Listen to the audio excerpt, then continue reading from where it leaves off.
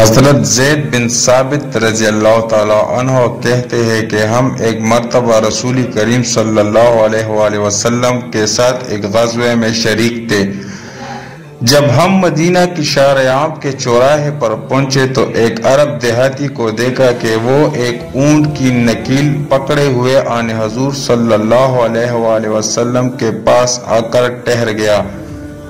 ہم سب اس کے ارد گرد جمع ہو گئے۔ اس نے آپ صلی اللہ علیہ وآلہ وسلم کو سلام کیا۔ آپ صلی اللہ علیہ وآلہ وسلم نے اس کے سلام کا جواب دیا، پھر فرمایا تم کیسے ہو، صبح کیسی گزری؟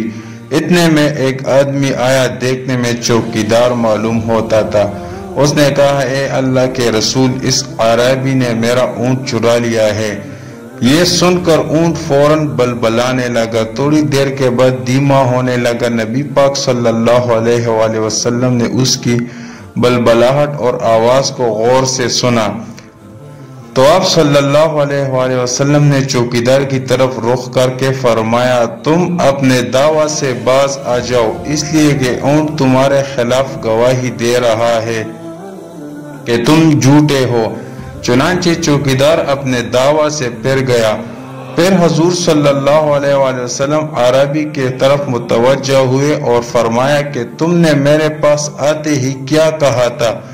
عربی نے کہا یا رسول اللہ صلی اللہ علیہ وآلہ وسلم، میرے ماں باپ آپ پر قربان ہو جائے۔ میں نے یہ پڑھا تھا اللہم صلی علی محمد حتی لا تبقى صلاۃ، اللہم صلی وبارک علی محمد حتی لا تبقى برکۃ، اللہم وسلم علی محمد حتی لا یبقى سلام، اللہم ورحم محمد حتی لا تبقى رحمت۔ ترجمہ: اے اللہ، جب تک رحمت باقی ہے محمد صلی اللہ علیہ وآلہ وسلم پر رحمت نازل فرما۔ خدایا، جب تک برکت رہے محمد صلی اللہ علیہ وآلہ وسلم پر برکت نازل فرما۔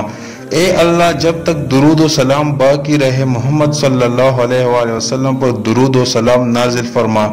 خدایا، محمد صلی اللہ علیہ وآلہ وسلم پر مہربانی فرما جب تک کہ رحمت و مہربانی باقی رہے۔